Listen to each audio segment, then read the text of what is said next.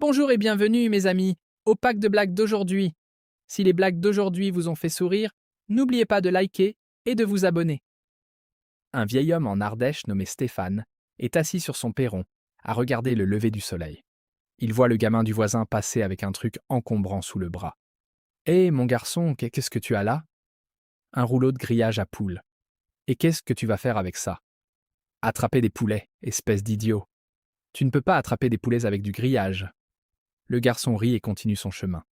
Ce soir-là, au coucher du soleil, le garçon repasse en traînant derrière lui le grillage avec environ 30 poulets pris dedans. Le lendemain matin, Stéphane regarde le lever du soleil et voit le garçon passer avec quelque chose à la main. Hé, mon garçon, qu'est-ce que tu as là? Un rouleau de Chatterton. Et qu'est-ce que tu vas faire avec ça? Attraper des canards, espèce d'idiot. Tu ne peux pas attraper des canards avec du Chatterton. Le garçon rit et continue. Cette nuit-là, vers le coucher du soleil, le garçon repasse en traînant derrière lui le rouleau de Chatterton, déroulé avec environ 35 canards collés dessus. Le lendemain matin, Stéphane voit le garçon passer avec ce qui ressemble à un long roseau, avec un truc dufteux au bout. Hé, mon garçon, qu'est-ce que tu as là? C'est un osier. Attends, je prends mon chapeau. Une femme avait une aventure en plein jour pendant que son mari était au travail. Un jour humide et plein de désir, elle était au lit avec son amant, Stéphane. Quand, horreur, elle entendit la voiture de son mari se garer dans l'allée. Oh mon Dieu, dépêche-toi. Prends tes affaires et saute par la fenêtre. Mon mari est rentré plus tôt. Je ne peux pas sauter par la fenêtre, Mathilde. Il pleut dehors, cria Stéphane. Si mon mari nous trouve ici, il va nous tuer tous les deux, répondit-elle. Il a un sale caractère et un fusil. Alors la pluie est le cadet de tes soucis. Stéphane se précipite hors du lit, attrape ses vêtements et saute par la fenêtre. En courant dans la rue sous une pluie battante, il réalise vite qu'il a déboulé en plein milieu du marathon annuel de la ville. Il se met donc à courir à côté des autres, environ 300 coureurs. Étant nu avec ses vêtements sous le bras, Stéphane essaie de se fondre dans la masse du mieux possible. Au bout d'un moment, un petit groupe de coureurs qui l'observaient avec curiosité s'approche en trottinant. « Vous courez toujours tout nu ?» demande l'un. « Oh oui !» répond Stéphane en haletant. C'est une sensation de liberté tellement merveilleuse. Un autre coureur se place à ses côtés. Vous courez toujours avec vos vêtements sous le bras? Oh oui, répond Stéphane à bout de souffle. Comme ça, je peux m'habiller juste à la fin de la course et monter dans ma voiture pour rentrer. Puis un troisième coureur baisse les yeux un peu plus et demande: Vous portez toujours un préservatif quand vous courez? Non, seulement quand il pleut, sourit Stéphane. C'était il y a de nombreuses années, le jour embarrassant où une jeune femme avec un bébé dans les bras entra dans sa boucherie et lui annonça que le bébé était de lui demandant ce qu'il comptait faire. Finalement, il proposa de lui fournir de la viande gratuite jusqu'aux 16 ans du garçon. Elle accepta. Il avait compté les années sur son calendrier. Et un jour, l'adolescent qui venait chercher la viande chaque semaine entra dans la boutique et dit: « J'aurai 16 ans demain. » « Je sais, » dit le boucher avec un sourire. « J'ai compté aussi. Dis à ta mère quand tu rapporteras ce paquet de viande à la maison que c'est la dernière viande gratuite qu'elle aura. » Et observe l'expression sur son visage. Quand le garçon arriva chez lui, il le dit à sa mère. La femme hocha la tête et dit: « Mon fils, retourne voir le boucher et dis-lui que j'ai aussi eu du pain gratuit, du lait gratuit et de l'épicerie gratuite ces 16 dernières années. » Et observe l'expression sur son visage. Deux femmes de 90 ans, Rose et Barbara, étaient amies depuis toujours. Quand il fut clair que Rose était mourante, Barbara lui rendait visite chaque jour. Un jour, Barbara dit: « Rose, nous avons toutes deux adoré jouer au softball toute notre vie, et nous avons joué ensemble au lycée.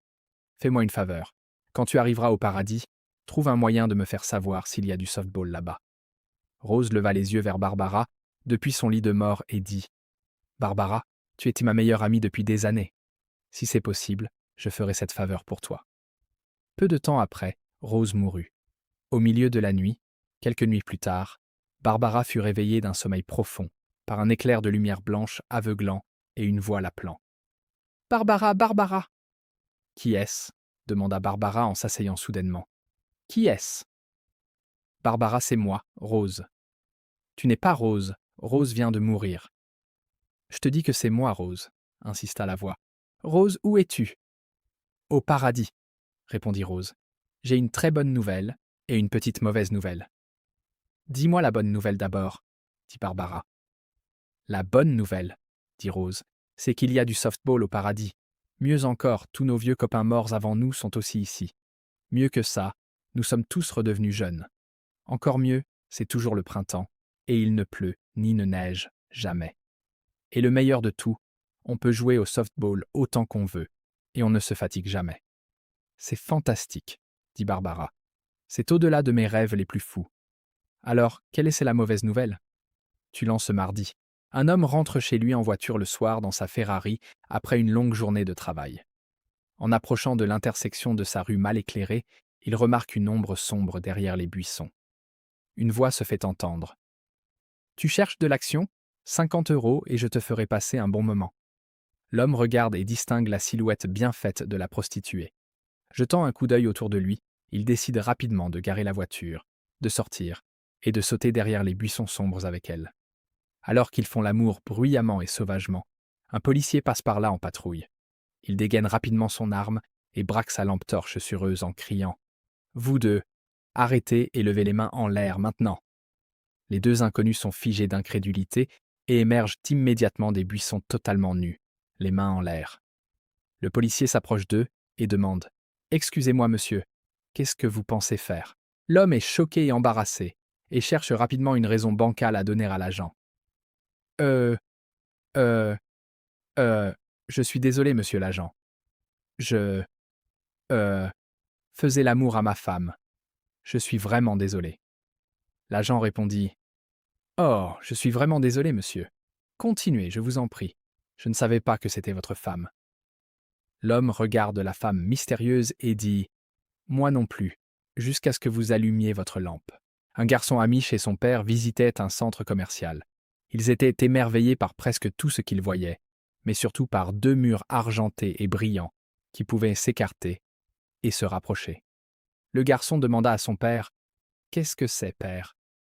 Le père, n'ayant jamais vu d'ascenseur, répondit « Mon fils, je n'ai jamais rien vu de tel de ma vie, je ne sais pas ce que c'est. » Pendant que le garçon et son père regardaient les yeux écarquillés, une vieille dame en fauteuil roulant s'approcha des murs mobiles et appuya sur un bouton. Les murs s'ouvrirent, et la dame roula entre eux dans une petite pièce. Les murs se refermèrent, et le garçon et son père regardèrent de petits cercles de lumière avec des chiffres s'allumer au-dessus des murs. Ils continuèrent à regarder les cercles s'allumer en sens inverse. Les murs s'ouvrirent à nouveau, et une magnifique jeune femme de 24 ans sortit. Le père dit à son fils « Va chercher ta mère. » Un homme entra dans un bar, s'assit tout au bout et prit un verre. Il remarqua qu'il y avait un cheval au fond de la salle, avec un gros pot d'argent par terre devant lui. « C'est quoi l'histoire avec ça ?» demanda-t-il au barman en montrant le cheval. « Vous devez mettre 1 € dans le pot, » expliqua le barman. « Si vous arrivez à faire rire le cheval, vous récupérez la cagnotte. » L'homme s'approcha du cheval, déposa 1 € dans le pot et lui murmura quelque chose à l'oreille. Le cheval s'esclaffa, tomba par terre et se roula par terre de rire. Alors, l'homme prit la cagnotte et sortit. 5 ans plus tard, le même homme entra dans le bar et vit le même cheval avec un autre gros pot d'argent devant lui. Le barman reconnut l'homme et le vit regarder le cheval avec anticipation. « Ce n'est pas aussi facile maintenant. Cette fois-ci, tu dois le faire pleurer, » dit-il. L'homme s'approcha du cheval et lui murmura quelque chose à l'oreille. Puis, sortant de l'ombre, il eut l'air de sortir quelque chose de sa poche et le montra au cheval. Le cheval tomba à genoux, sanglotant comme si son cœur allait se briser. L'homme prit la cagnotte et se dirigeait vers la porte quand le barman l'arrêta. « Hé, tu pourrais au moins nous dire ce que tu lui as dit. »« Facile, » dit l'homme. « La dernière fois, je lui ai dit que ma bite était plus grosse que la sienne. Cette fois, je la lui ai montrée. Récemment, un supermarché du mari a ouvert, où les femmes pouvaient en choisir un mari parmi de nombreux hommes. Il était organisé sur 5 étages. La seule règle était, une fois que vous ouvrez la porte d'un étage, vous devez choisir un homme de cet étage.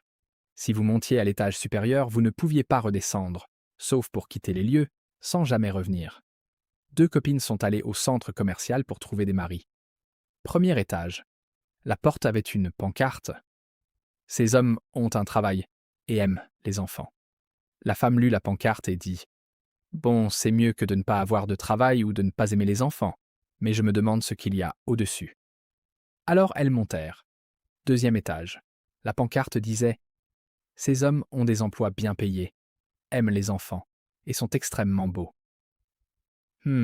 Dirent les dames, mais je me demande ce qu'il y a au-dessus. Troisième étage. La pancarte disait « Ces hommes ont des emplois bien payés, sont extrêmement beaux, aiment les enfants et aident à la maison. » Ouah, dirent les femmes. Très tentant. Mais il y avait un autre étage. Alors elles montèrent encore. Quatrième étage. La pancarte disait « Ces hommes ont des emplois bien payés, aiment les enfants, sont extrêmement beaux, aident à la maison et ont un fort côté romantique. » « Oh, miséricorde !» s'écrièrent-elles. « Imagine ce qui doit nous attendre plus haut. » Alors elles montèrent au cinquième étage. Cinquième étage. La pancarte sur cette porte disait « Cet étage est vide et existe seulement pour prouver que les femmes sont impossibles à satisfaire. La sortie est sur votre gauche. » Un jour, Henri tomba sur une grande et longue échelle qui s'élevait jusqu'aux nuages. Il avait emprunté ce chemin tous les jours, et cette échelle n'avait jamais été là avant. Curieux et courageux, il se mit à grimper. Finalement, il grimpa dans la couche de nuages et vit une femme plutôt grande et quelconque, allongée là sur un nuage. Elle parla. « Prends-moi maintenant !» ou grimpe l'échelle vers la réussite. Henri se dit que la réussite devait être mieux que ça, alors il continua de grimper. Il arriva à un autre niveau de nuage et trouva une femme plus mince et plus jolie que la précédente. Elle parla aussi. « Prends-moi maintenant ou grimpe l'échelle vers la réussite. » Henri vit que sa chance tournait et continua donc son ascension. À un autre niveau de nuage, il trouva une femme assez attirante, avec une silhouette pas trop mal. Elle déclara « Prends-moi maintenant ou grimpe l'échelle vers la réussite. » Henri aimait vraiment son avantage maintenant. Il grimpa rapidement et sûrement, et effectivement, au niveau suivant, il trouva une femme magnifique, vivante et bien dotée, allongée de façon provocante sur le nuage. « Prends-moi maintenant ou grimpe l'échelle vers la réussite, » murmura-t-elle d'une voix rauque. Henri n'en croyait pas ses yeux, mais sa cupidité prit le dessus. Il grimpa au niveau suivant, s'attendant à voir Aphrodite ou quelque chose d'approchant. Soudain, l'échelle se termine et une trappe se referme derrière lui. Il regarde et voit un gros motard barbu de 1,90 m et 120 kg avec des tatouages. Le motard se lève et s'approche de lui d'un air menaçant. Appréhensif, Henri murmure « Qui êtes-vous » Le motard répond « Je suis C.